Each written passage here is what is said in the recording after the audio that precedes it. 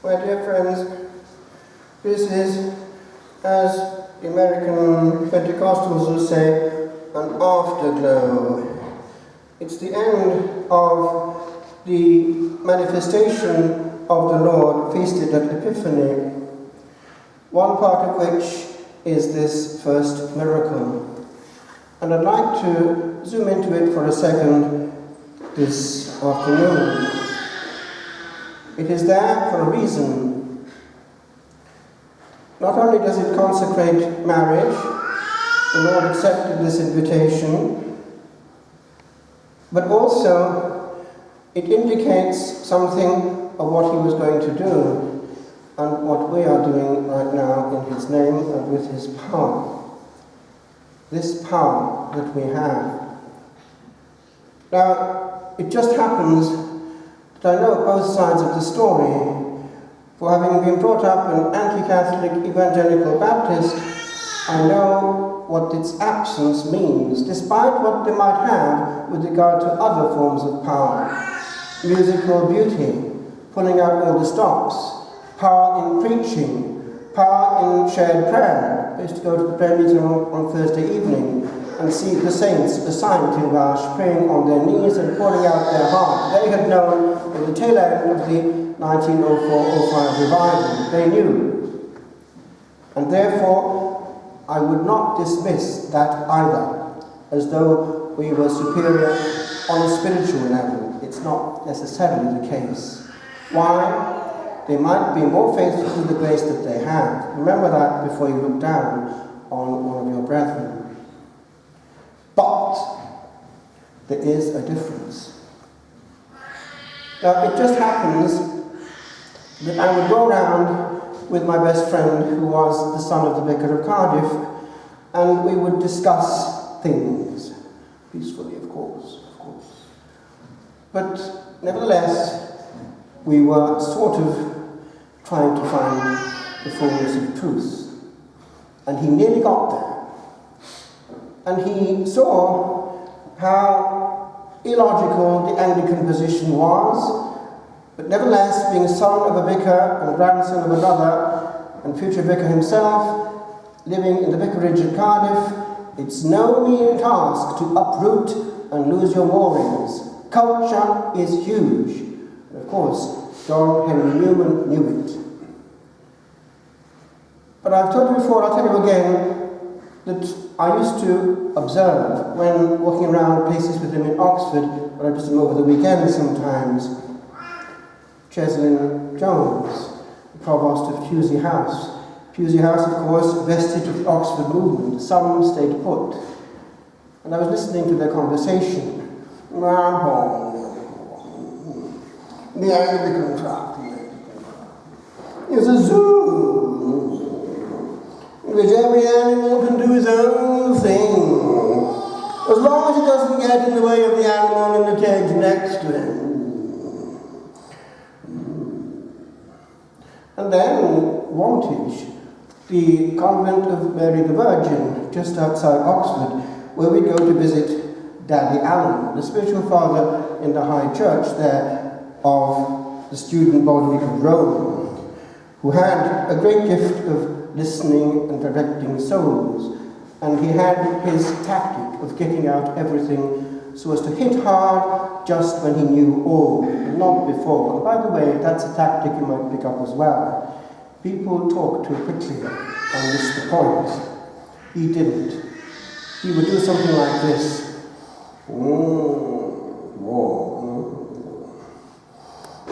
How are things going in your spiritual life? Your life in the spirit? And tell me.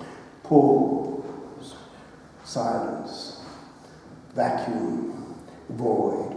And so my friend would talk and get to the end of his outpouring, and he'd then say something, the last word of what he just said. Silence. Pause. Vacuum.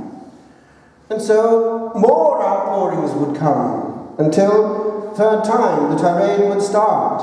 And by the end, he would know all the elements in the equation, and then and only then hit the nail on its head, knowing the full story.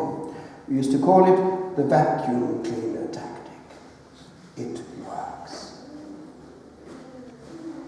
Well, this then was the background that I had to fight against. And eventually, one thing came through.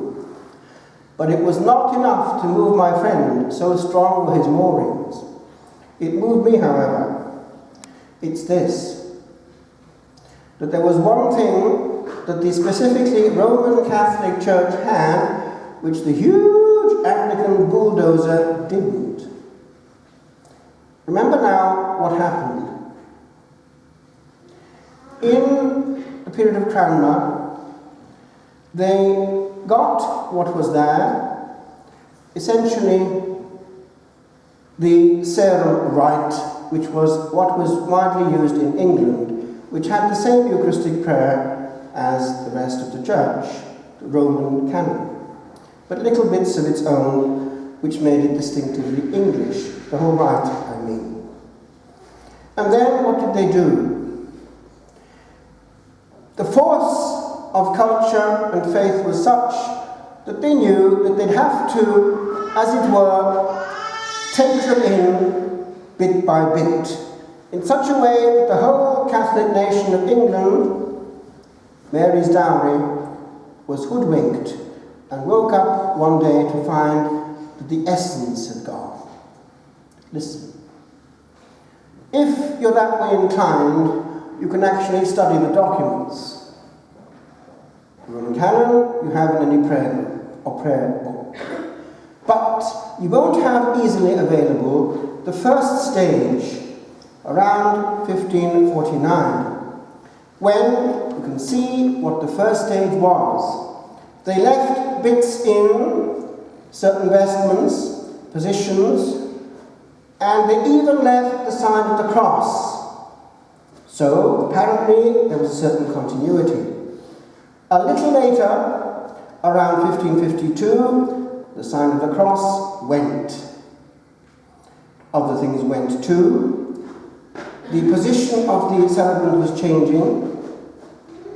And they were, bit by bit, as the people were becoming a little bit anesthetized, removing all that directly spoke of the real presence and certainly the sacrifice, in such a way that the end product was no longer, even visibly, a Roman Catholic Mass, but a Protestant celebration inspired by thoughts from Lutheranism and eventually even Calvinism. Now, it was difficult for the common people to see exactly what was going on. Why? The same celebrants were involved, the same churches were involved, and actually still are to this day. They didn't demolish the churches. But, as it says in Scripture, out of your mouth I will condemn you. In that very common prayer book they had this black rubric. It said this, and I quote, more or less. The maintaining of kneeling to receive the sacrament is not to be seen in any way as any form of adoration of the presence of the body of Christ, whose place is in heaven, but simply to maintain decorum for such a great sacrament. Now that is at the heart of the Book of Common Prayer a denial. And if, in consequence, when the seminarian priests, the priests of underground Catholic Europe, were sending them back to celebrate and maintain valid sacraments, if it ended up in torture and rack and martyrdom at Tyburn, it meant that they knew why. It wasn't the same thing, no matter what the appearances were. And to this day, no matter what a high Anglican may be wearing, or a bishop wearing on his head, he is a layman. And if he becomes a Roman Catholic, he has to be confirmed. because baptism, and only baptism, is valid, along with matrimony, but that's not the question. I had a friend who had been an Anglican clergyman and came over and entered the Benedictines of the English congregation, James. I knew him when he was in formation. And we would talk. He was kind of posh, as most EBCs are.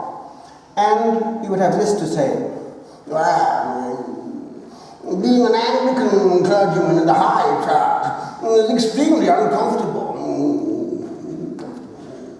Because all the time one is reading Catholic books, and they're the very ones who tell you that you're not a priest."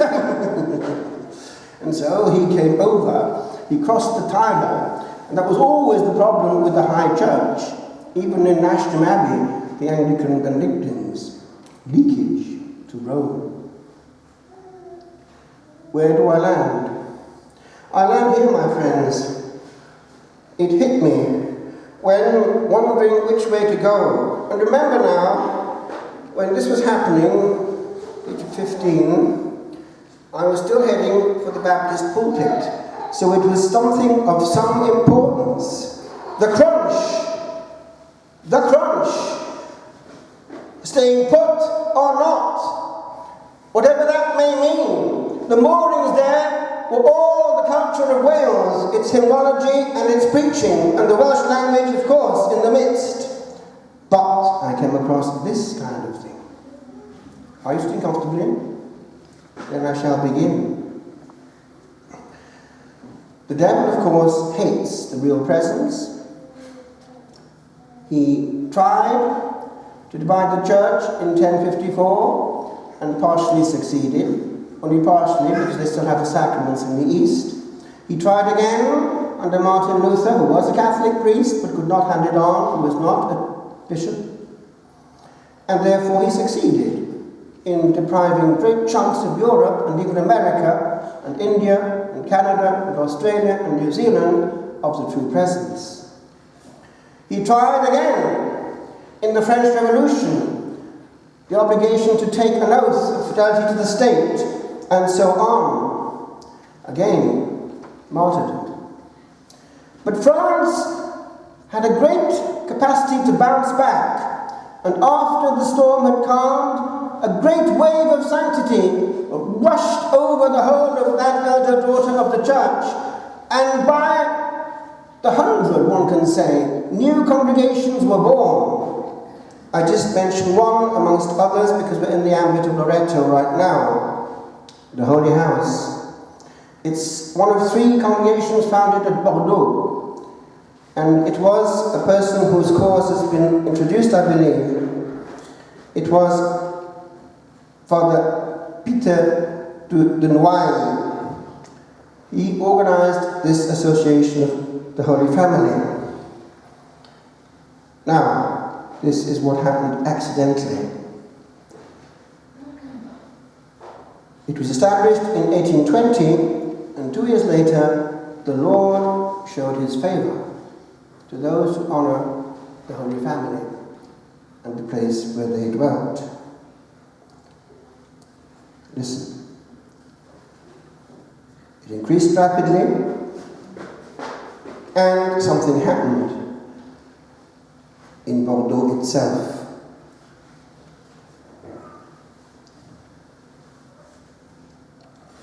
During Eucharistic adoration and benediction, which lasted about 20 minutes, the priest was shocked positively. He could see the Lord in the host. He whispered to his altar boy to the effect, "Am I seeing things, or can you see it too?" "I have been seeing it from the beginning," said the little altar boy. It turned out they had all seen it too and were dumbfounded. And moreover, one artist present drew what she was seeing. And here is what she saw and what they all saw. It's that one there, Christ majestically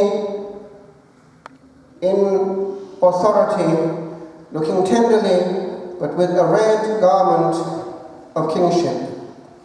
He reigns from the monstrance. He is Lord. And he was re-establishing Catholicism in that wounded land where Freemasonry and all the rest wanted to take over. Of course, they tried again in the beginning of the 1900s. That's another story. Well, it turned out Bishop had to approve it. Everyone had seen it.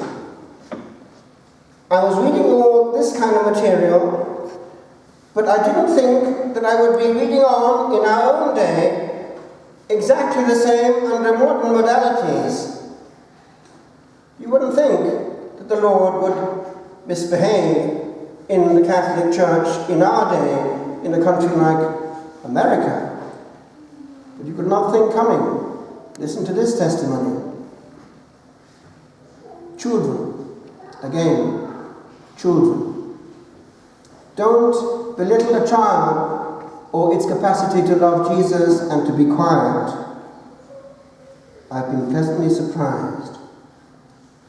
It was in Michigan, fairly recently in time. It was in the month of February at a school, John the Evangelist School in Jackson. And by the word, this morning I was actually preparing for death. A priest who has ministered in Jackson for years. He's now dying in the nursing home in Duleek, 94, and until just recently fully active, a man of God.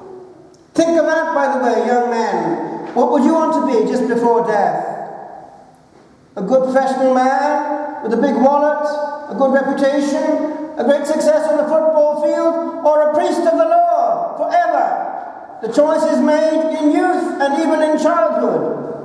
Don't push it away if the Lord is trying to get through. There's no more beautiful thing that a young man can do with his life than be a priest of God for all eternity. So, the children saw the Lord in the host. And it was being exposed for a long time, one class after the other, and they were all seeing it. It was the first Friday, 4th of February. And so the assistant pastor who was presiding over the adoration had to call by cell phone the pastor himself. And he came and observed the miracle himself. But then there was a second miracle. Before it was placed in the tabernacle, lights were turned out, and the image was no longer visible. Not seeing anything, another priest nonetheless snapped photos, and when he uploaded them to his computer, saw an image of Jesus, but one entirely different from the one he himself had seen in the chapel. This time, it was like the image from the Shroud of Turin. I could go on. Do you see the difference between our faith and our church and that of any other Christian body? The Lord himself is speaking a Catholic language. And when at Fatima, in the as yet not completely made known secret of Fatima, the third part, the words, there is a hint from Lucia herself that there was something about the faith in there. Why? She has this in the fourth memoir. In Portugal, the dogma of the faith will always be preserved. What does that tell you? Any idiot can draw his own conclusions. And that's just what we're seeing. It wasn't to be made known before 1960. What happened in the 60s? You know. Old Nick is trying again. I just conclude. Father Michael, who has a very large ear, has picked up that there are rumblings in the Vatican right now, that what we're doing at this moment may no longer be possible. Well, I just replied calmly last night by text, if that happens, we'll just do what they did when I was ordained at Sant'Antimo. It looked like the old, but it was the just about new rite. A little Irish cop on, and we can get around the problem quite easily. Why? The Lord is Lord, and where the words of consecration are pronounced, He is there. Nothing can change that. All we can do is try our best to protect that presence, remembering that that bit and that bit alone depends on ourselves. For our God, the best, and only the best, is enough.